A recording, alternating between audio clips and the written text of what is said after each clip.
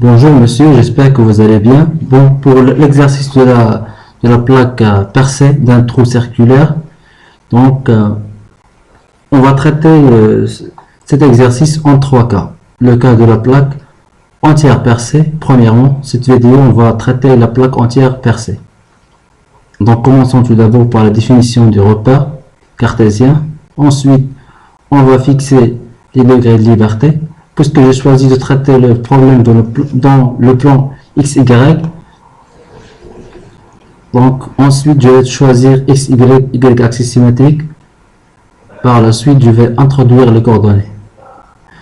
Premièrement, les coordonnées du centre, du point du cercle, et ainsi de suite.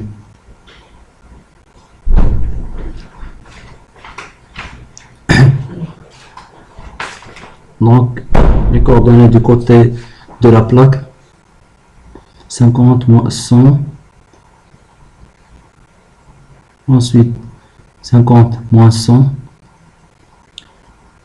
le point 6,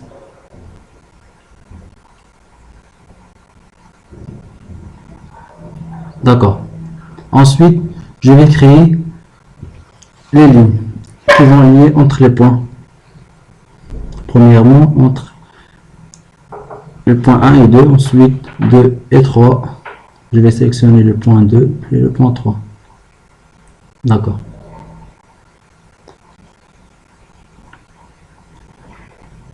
Puis, on va créer le cercle.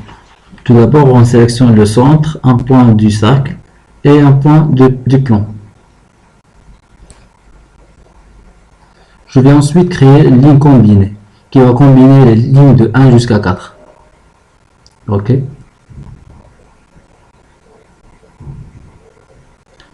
Par la suite, je vais définir body de type sheet. La loupe extérieure, c'est la loupe 6, intérieure, c'est 5. C'est la ligne combinée. C'est le cercle. Ensuite, je vais passer aux conditions limites. Donc, j'ai choisi de fixer deux points. Les deux points de la face inférieure.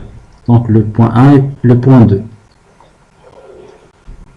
Puisque dans le problème, on n'a pas précisé les conditions limites pour la plaque entière. Ensuite, je vais définir la pression de moins 100 mégapascal. Je vais l'appliquer sur les lignes.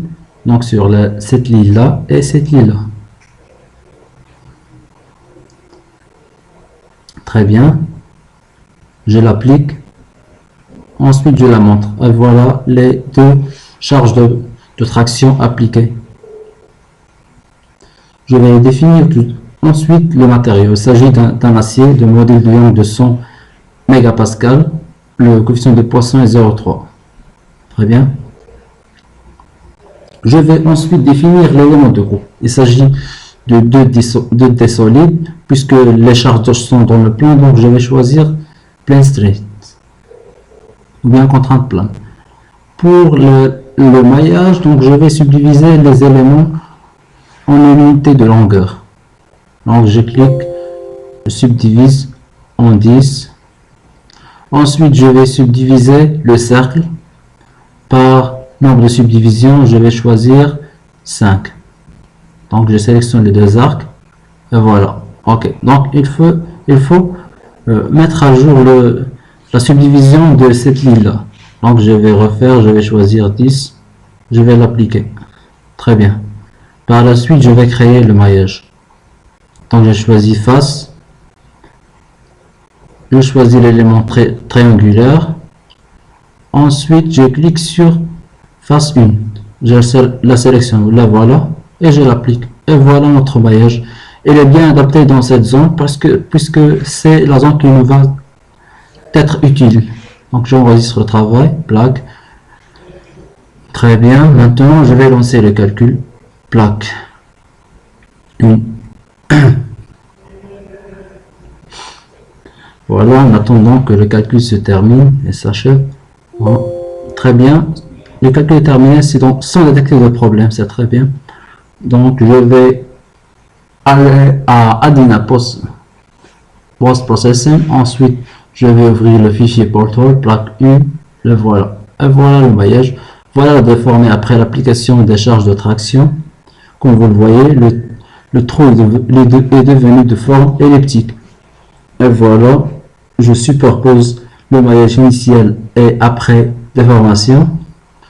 Et voilà. Ensuite, je vais montrer les déplacements. Donc, tout d'abord, le déplacement en X.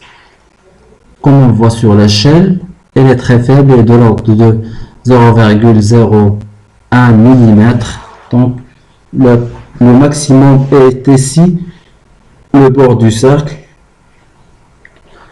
Le déplacement en Y, voilà, il est aussi faible. Elle est de l'ordre de 0,1, mais elle est plus importante que celui en VIX.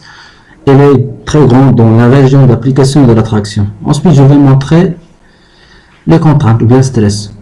Tout d'abord, devant mes is. Elle est de l'ordre de 310. On remarque une concentration de contraintes sur les bords du cercle. Cette valeur, elle est un peu semblable à celle trouvée dans le PDF. Donc, sigma 1,1. Voilà.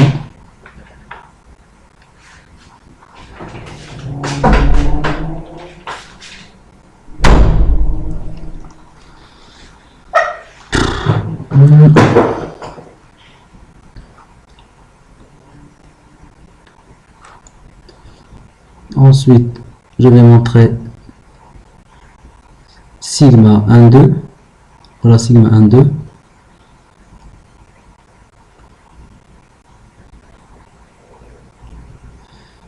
Ensuite, sigma 2,2.